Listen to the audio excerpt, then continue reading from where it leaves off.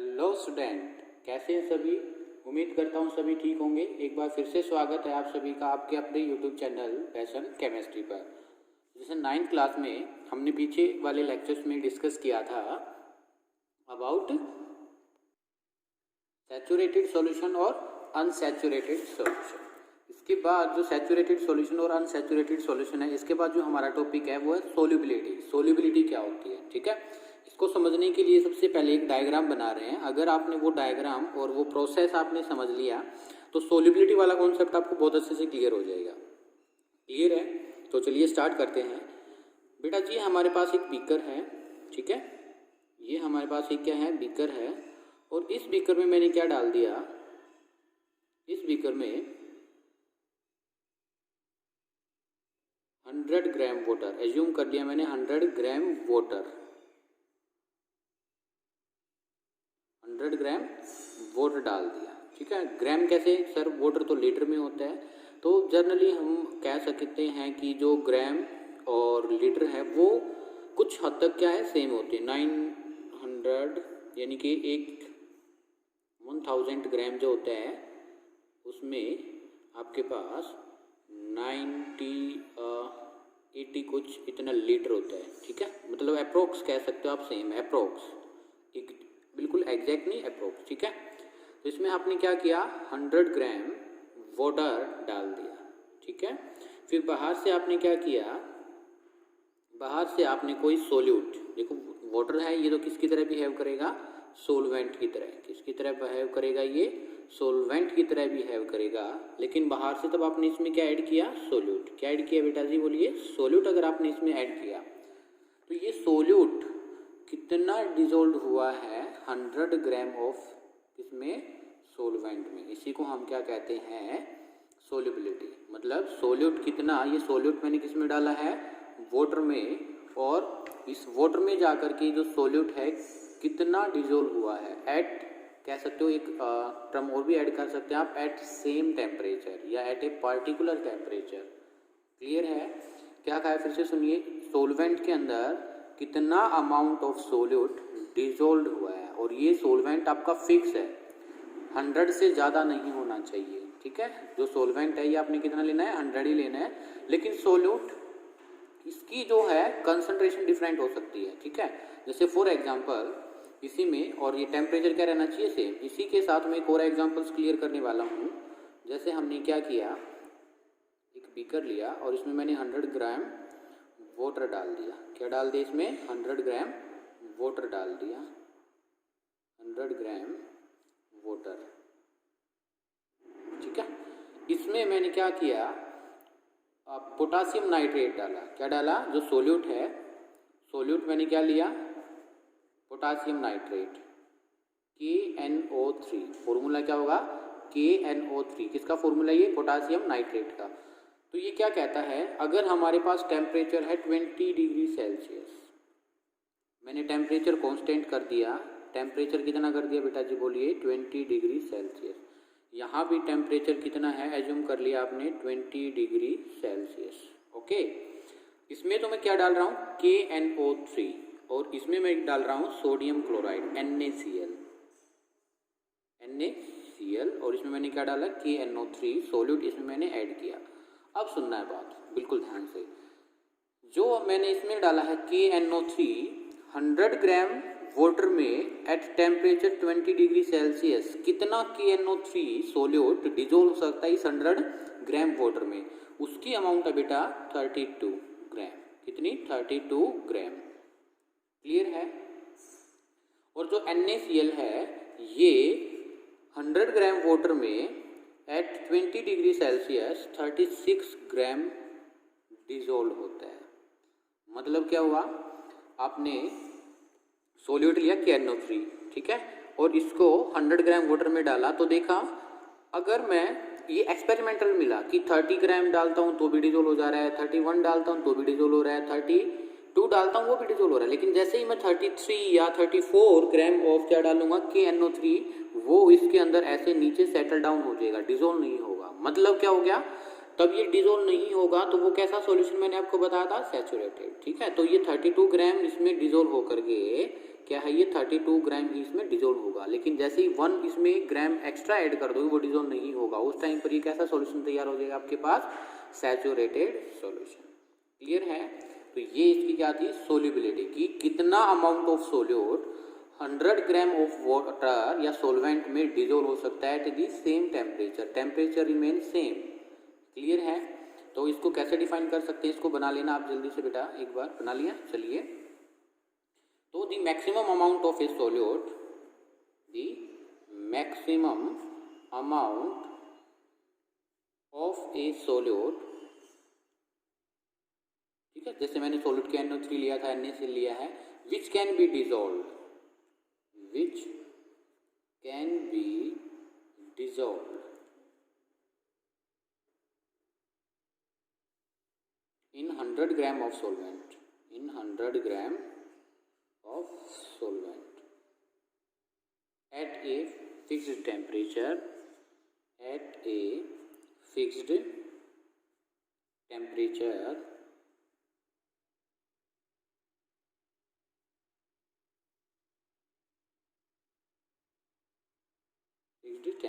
is known as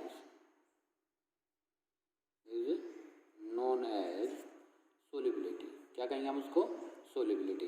उसका example क्या है, ये रहा कि 20, ये ऊपर मैंने 2 एग्जाम्पल दिखाए, ये वाले इसका एग्जाम्पल है कि 20 डिग्री सेल्सियस पर only 32 gram of KNO3 will be dissolved in 100 gram of water, या सेम टेम्परेचर यानी कि 20 डिग्री सेल्सियस पर 36 gram of NaCl will be dissolved in 100 gram of water. Clear है? इसमें आपसे न्यूमेरिकल पूछे जाते हैं, इससे टॉपिक से रिलेटेड आपके एग्जाम में न्यूमेरिकल पूछे जाते हैं, तो वो न्यूमेरिकल देख लीजिए। क्या देखना आपको, numerical. 12 gram of potassium sulphate, 12 gram of potassium sulphate dissolve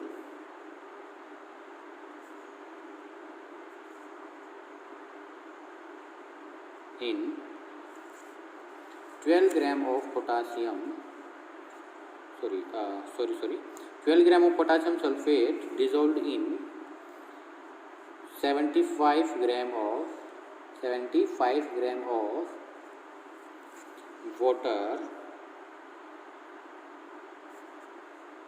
at 60 degree Celsius. Temperature आपको बिल्कुल ध्यान से देखना है, टेम्परेचर आपसे क्या पूछा गया है। What is solubility? What is its solubility in water? In water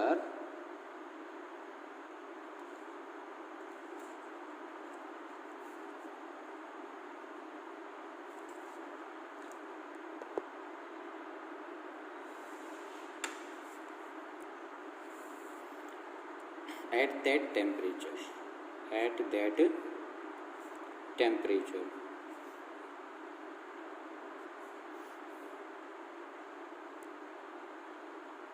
मतलब आपको क्या कह रहा है ये सॉल्यूशन, देखिए बिल्कुल ध्यान से समझना है इस न्यूमेरिकल को। अगर आप को ऊपर वाला कॉन्सेप्ट समझ में आ गया तो ये वाला न्यूमेरिकल बहुत ही इजी है, ठीक है। तो देखिए आपको क्या कह रहा है ये, आपको ये कह रहा है कि हमने 75 ग्राम ऑफ वाटर लिया, कितना लिया, 75 ग्राम। कितना वाटर लिया है बेटा जी, बोलिए, 75 ग्राम वाटर लिया है, ओके, 75 ग्राम वाटर। मैंने ऊपर क्या बताया था, सोल्युबिलिटी हम चेक करते हैं, सोल्युबिलिटी हम चेक करते ही आपको अंडरस्टूड होना चाहिए, कब, तब आपका वाटर कितना होना चाहिए, 100। तो ये आपने क्वेश्चन में गिवन है 75 ग्राम वाटर, और इसमें कितना, 12 ग्राम पोटासियम सल्फेट K2SO4, फॉर्मूला क्या होगा, K2SO4। 12 ग्राम डिजोल्व हो रहा है और टेम्परेचर क्या है बेटा, 60 डिग्री सेल्सियस। तो आपसे ये पूछ रहा है, ये सब कुछ सेम रहेगा, तो आपसे ये पूछ रहा है अगर ये 75 ग्राम वाटर में 12 ग्राम आपका क्या हो रहा था, पोटासियम सल्फेट डिजोल्व हो रहा था, तो 100 में कितना होगा। क्वेश्चन आपसे ये कह रहा है, यहाँ पर 100 ग्राम में जो K2SO4 है ये कितना डिजोल्व होगा। ये कितना डिजॉल्व होगा, ये आपको पता करना है। क्लियर है? कर सकते हैं, कर सकते हैं, बिल्कुल इजी मैथमेटिक्स है। चलो ट्राई करो। किया? तो चलिए अभी हम समझाते हैं आपको। देखो क्या कहना चाह रहा है ये, आपको ये कह रहा है कि 75 ग्राम वाटर, 75 ग्राम वाटर है, वो कितना 12 ग्राम ऑफ K2SO4 को क्या करता है, डिजोल्व करता है। यस और नो? 75 में इतना ही हो रहा है, तो एक में कितना होगा बेटा, बोलो जल्दी से, एक में कितना होगा, 12 डिवाइड बाई 75। ओके, फिर आपसे पूछा जा रहा है कितने में, जिसकी वैल्यू निकालनी होती है उसको आप जो इक्वल टू राइट पुट करते हो ना, इक्वल टू राइट पुट करेंगे तो यहाँ पर आपको निकालना है 100 में, तो क्या करोगे 12 डिवाइड बाई 75 इंटू, एक में इतना हो रहा है तो 100 में कितना होगा, 100 से क्या कर दो इसको मल्टीप्लाई, और आंसर जो आएगा आपका इसको सोल्व करने के बाद वो क्या आएगा, 16 gram of K2SO4 potassium sulphate dissolve हो सकता है किसमें, 100 में। क्लियर है? और टेम्परेचर कितना रहेगा, 60 degree Celsius, 60 degree Celsius. Clear है? समझ आया सभी को? फिर से सुन लीजिए बेटा, आपको क्वेश्चन क्या कह रहा था कि 75 ग्राम वाटर में, 75 ग्राम वाटर में 12 gram of potassium sulphate dissolve हो रहा है, ठीक है। तो आपको पता करना था 100 ग्राम में पोटासियम सल्फेट कितना होगा। क्लियर है? इजी मैथमेटिक्स लगाइए आप, 75 में 12 हो रहा है, एक में कितना होगा, तो 100 से आपसे पूछा गया, 100 से मल्टीप्लाई कर दो और टेम्परेचर रिमेन कांस्टेंट। तो इसको आप क्या कहोगे, the solubility of potassium sulphate, solubility of a potassium sulphate in water is 16 gram at 60 degree temperature, at 60 degree temperature. Clear है? ये आपको लिखना है लास्ट में, द सोलिबिलिटी, मैं बोल रहा हूँ लिख लेना आप, the solubility of potassium sulphate, solubility of a potassium sulphate in water is 16 gram at 60 degree Celsius. Clear है? चलो ये क्वेश्चन खुद से ट्राई करना है आपको। तो नेक्स्ट क्वेश्चन बेटा जी ये रहा आपके लिए, क्या है नेक्स्ट क्वेश्चन, आपको कह रहा है कि 21.5 ग्राम ऑफ सोडियम क्लोराइड, यानी कि सोडियम क्लोराइड आपको कॉमन सॉल्ट NaCl दिया गया है, ये कितना 21.5 gram of sodium chloride dissolve in 60 gram of water, कितने 60 ग्राम में दिया गया है ये, एट 25 डिग्री सेल्सियस पर। मतलब क्या कह रहा है कि 25 डिग्री सेल्सियस टेम्परेचर है आपके पास, तो सिर्फ 21.5 ग्राम ऑफ NaCl डिजोल्व हो रहा है 60 ग्राम में, ठीक है।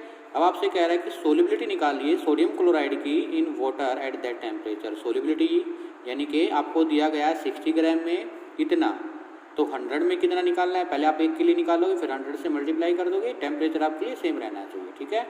जल्दी से कमेंट बॉक्स में आंसर कीजिए, ओके, ठीक है। नेक्स्ट टॉपिक इसके बाद है हमारा effect of temperature and pressure. Effect of temperature,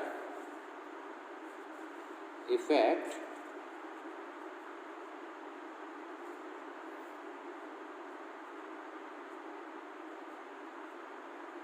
of temperature and pressure on solubility, on solubility, ठीक है। इसमें कुछ पॉइंट होंगे, आपको वो पॉइंट आपको अच्छे से याद करना है। तो पहले सबसे पहले ये हम पढ़ेंगे effect on solid, effects on solid. Solid पर क्या इफेक्ट होगा, किसका, टेम्परेचर का और प्रेशर का, ठीक है, ये आपको पता होना चाहिए। क्लियर है? तो समझिए मैंने क्या कहा, जैसे मैंने पीछे भी एग्जांपल लिया था कि हमारे पास ये बीकर है और इस बीकर में बेटा जी आपके पास वाटर है, क्या है 100 ग्राम H2O, ठीक है। और इसमें ये तो आपको आता होगा, लेकिन सिर्फ आपको देखना है ये कौन सा बेटा आपको आ रहा है नहीं आ रहा है, NaCl ले लिया, कितना ले लिया, NaCl। क्लियर है? तो NaCl 100 ग्राम वाटर में कितना डिजोल्व हो रहा था एक्सपेरिमेंटली, 36 ग्राम, चलिए मैं आपने पीछे बताया है। और टेम्परेचर आपका कितना था, 20 डिग्री सेल्सियस। लेकिन जैसे ही मैंने क्या किया, जैसे ही मैंने टेम्परेचर को 20 डिग्री सेल्सियस से 50 डिग्री सेल्सियस किया, मतलब 20 से क्या किया, 50 डिग्री सेल्सियस किया, तो देखो मैंने जैसे आपको लास्ट वीडियो में बताया था कि जो वाटर के पार्टिकल है बेटा जी, ये इनके बीच में कुछ ना कुछ क्या रहता है, स्पेस। क्या रहता है इनके बीच में, कुछ ना कुछ स्पेस। और तब तक ये स्पेस रहेगा, तब तक जो है हमारा सोल्यूट इसमें डिसॉल्व होता रहेगा। ये बात मैं आपको सिखा चुका हूँ, बोलो यस और नो, ठीक है। तो तब ये कंप्लीट स्पेस फिल हो जाएगा तो आपका क्या है, NaCl इस सॉल्यूशन के अंदर डिसॉल्व होना बंद हो जाएगा। फिर से सुनिए मैं क्या कह रहा हूँ कि जो वाटर के पार्टिकल हैं बेटा जी, इन पार्टिकल्स के बीच में कुछ न कुछ स्पेस रहता है, और ये स्पेस क्या है तब तक अवेलेबल होगा, तब तक हमारा जो सॉल्यूट है, जैसे मैंने यहाँ पर सॉल्यूट लिया है NaCl, तो ये NaCl है, ये वाटर के अंदर डिसॉल्व होता रहेगा। लेकिन जैसे ही मैंने टेम्परेचर को, यानी कि एक टाइम ऐसा आएगा कि ये NaCl इसमें डिसॉल्व होना बंद हो जाएगा। उसका मीनिंग क्या समझोगे आप, कि जो वाटर के पार्टिकल थे ना बेटा, उनके बीच में जो स्पेस था वो कम्प्लीटली फिल हो चुका है। लेकिन जैसे ही मैंने 20 डिग्री सेल्सियस से टेम्परेचर कितना किया, 50 डिग्री सेल्सियस, कितना किया, 50 डिग्री सेल्सियस, तो क्या हुआ, ये हमारे पास कुछ ऐसा हुआ कि जो वाटर के पार्टिकल थे इनके बीच का जो स्पेस है, देखो मैं ये दिखा रहा हूँ, इंक्रीज हो गया। क्या हो गया, इंक्रीज हो गया है। और इंक्रीज होने की वजह से ही हमारी सोल्यूबिलिटी भी क्या हो जाएगी। देखो आप एज्यूम करो, यहाँ पर ये जो वाटर के पार्टिकल है, इनके बीच में सिर्फ 2 पार्टिकल आ सकते हैं, किसके, NaCl के। देखो सुनो क्या कह रहा हूँ मैं, कि जो ये वाटर के पार्टिकल के बीच में जो स्पेस है बेटा जी, उस स्पेस के बीच में सिर्फ 2 पार्टिकल NaCl के आ सकते हैं। लेकिन यहाँ पर देखो ना, इतना स्पेस है कि यहाँ पर NaCl के 3 पार्टिकल लगा लो। कितने पार्टिकल लगा लो, 3। क्यों, क्योंकि ये वाटर के पार्टिकल दूर दूर हो गए तो स्पेस ज़्यादा बढ़ गया, और स्पेस ज़्यादा हो गया तो ज़्यादा क्या आ सकते हैं, ये सॉल्यूट के पार्टिकल। देखो यहाँ पर अच्छे से देखना, 1 2 3, तो कितने पार्टिकल आए यहाँ पर, ये 1 2 3, तो 3 पार्टिकल आए कब, तब मैंने टेम्परेचर को इंक्रीज किया है। तो क्या निकाला है यहाँ से आपने कंक्लूजन, आपका जो कंक्लूजन निकल के आया है वो ये आया कि when we increase the temperature, increases the temperature, जैसे ही हमने टेम्परेचर को क्या किया, इंक्रीज किया, solubility of solute in solid is increases। ठीक है, first point. Effect of pressure, ये तो टेम्परेचर का इफेक्ट था, टेम्परेचर वाला पॉइंट, और यहाँ पर है प्रेशर वाला। प्रेशर का क्या इफेक्ट होगा, generally no more effect of pressure on solid। Clear है, कोई सॉलिड का कोई इफेक्ट नहीं होगा। ओके, फिर इसके बाद है बेटा नेक्स्ट, सॉलिड इन लिक्विड हो गया, ये सॉलिड कह सकते हैं आप। इसके बाद हम करेंगे गैस वाला effects on gas, be effects on gas या गैसेस। ठीक है, ये ध्यान से समझना है आपको, बहुत ही इंपॉर्टेंट है और आपके एग्जाम में यही ज़्यादातर पूछा जाता है। ओके, तो सुनिए क्या कह रहा हूँ।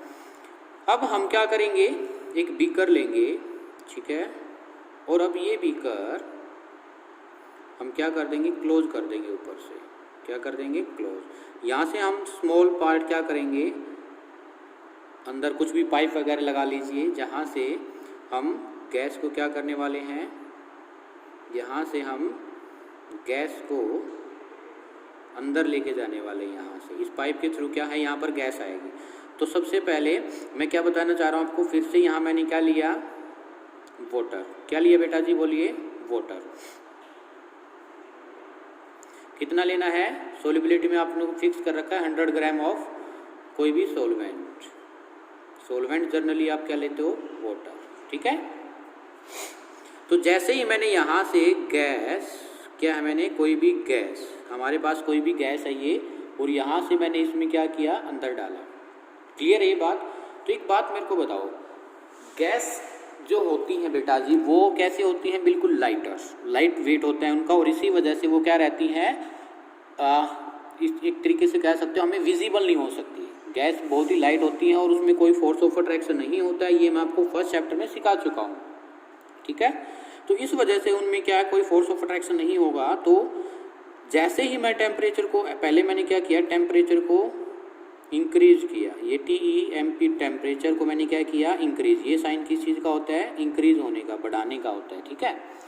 तो जैसे ही मैंने क्या किया, टेम्परेचर को इंक्रीज किया, तो जो गैस यहाँ पर आ रही थी, ये इसके पास थी, लिक्विड के पास, ये क्या है, मैं जो डॉटेड फॉर्म में दिखा रहा हूँ, ये किस चीज़ के पार्टिकल हैं, गैस के पार्टिकल। ये जैसे ही क्या है, देखो ये नॉर्मल रूम टेम्परेचर था, नॉर्मल, ध्यान से सुनना है, जो ये गैस के पार्टिकल लिक्विड के पास है, ये कब है, नॉर्मल रूम टेम्परेचर पर।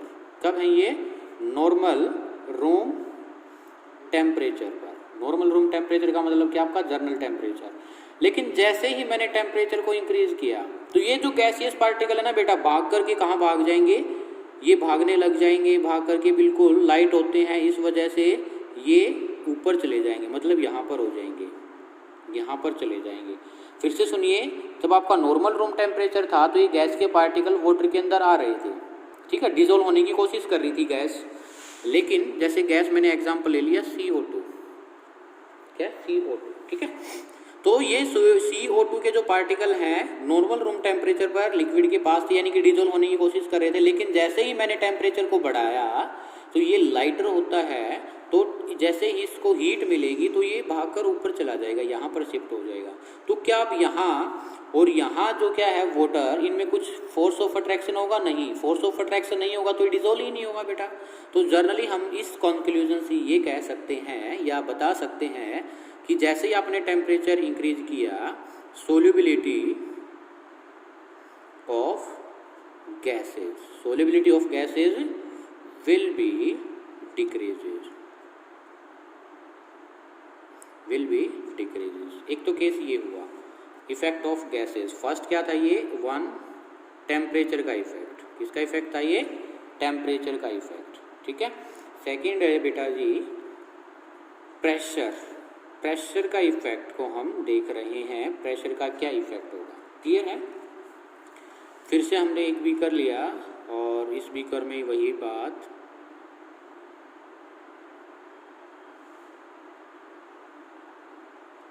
ठीक है। यहाँ से हमने गैस को अंदर डाला, गैस। तो अब मैं क्या कह रहा हूँ, फिर से इसमें वाटर है आपके पास, 100 ग्राम सोलवेंट, यानी कि वाटर, ओके।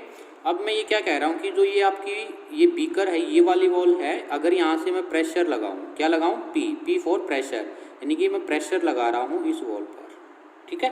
तो प्रेशर लगाने से जो ये गैस के पार्टिकल थे इसके पास, ये वाले यहाँ,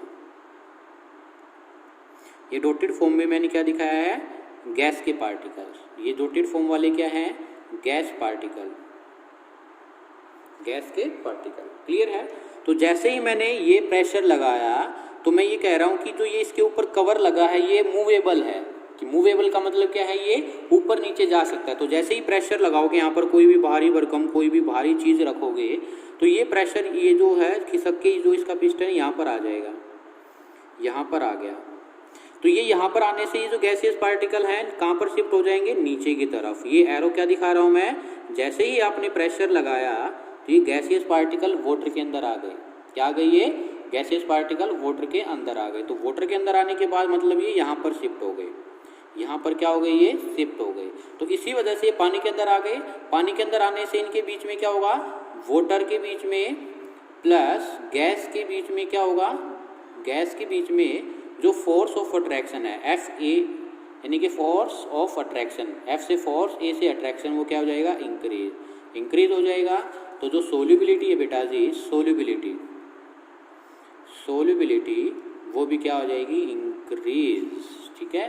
तो आप ये कह सकते हो इस कंक्लूजन से, when we increase the temperature, when we increase the temperature, ये अलग केस आपका ये वाला, ठीक है। When we increase the temperature, sorry pressure, pressure को मैंने क्या किया, इंक्रीज, प्रेशर को इंक्रीज किया तो क्या होता है, force of attraction increases between water and gas, water and gas, so solubility also increases, ठीक है। तो गैस के केस में देखो उल्टा है, गैस के केस में टेम्परेचर बढ़ाने से हमारी सोल्युबिलिटी डिक्रीज होती है, प्रेशर बढ़ाने से इंक्रीज होती है, लेकिन सॉलिड के केस में क्या होता है, टेम्परेचर बढ़ाने से सोल्युबिलिटी इंक्रीज होती है। तो ये सोल्युबिलिटी का आपका क्या था, एक कॉन्सेप्ट था, इसमें न्यूमेरिकल्स कराए हैं, सोल्युबिलिटी क्या होती है, इफेक्ट्स क्या होते हैं, बहुत ही ज़्यादा इंपॉर्टेंट क्या था, ये कॉन्सेप्ट था। आगे तक भी बेटा ये आप कह सकते हो 10th क्लास 11th 12th में बहुत ज़्यादा यूज़ होगा, या कोई भी आपका जैसे आप आगे जा कर के 10th के बाद अगर कम्पिटिटिव की तैयारी करते हैं, SSC है, HSC है, ठीक है, उसकी तैयारी करते हैं, वहाँ भी ये कॉन्सेप्ट बहुत पूछा जाता है, ठीक है। तो उम्मीद करता हूँ आपको टॉपिक बहुत ही अच्छे से क्लियर हुआ होगा। अगर आपको अच्छे से क्लियर हुआ है, वीडियो आपको अच्छा लगा है, तो वीडियो को ज़्यादा से ज़्यादा आप शेयर कीजिए अपने फ्रेंड्स में, ताकि और भी बच्चे अच्छे से पढ़ सके, अच्छे से अपने कॉन्सेप्ट को स्ट्रॉन्ग बना सके, ठीक है। और अगर आप मेरे यूट्यूब चैनल पर नए हैं तो बेटा जी प्लीज़ चैनल को सब्सक्राइब ज़रूर करना है। आपका एक सब्सक्राइब मेरे लिए बहुत ही ज़्यादा मोटिवेशन प्रोवाइड करता है, और मैं इतनी मेहनत करने की कह सकते हो आप, मेरे अंदर मोटिवेशन आती कि बच्चों को और अच्छे से जैसे डायग्रामेटिकली और अच्छे से वीडियो बनाऊं, ज़्यादा से ज़्यादा वीडियो बनाऊं। ओके, थैंक यू, मिलते हैं जल्द ही नई वीडियो के साथ, तब तक के लिए बाय बाय, सी यू।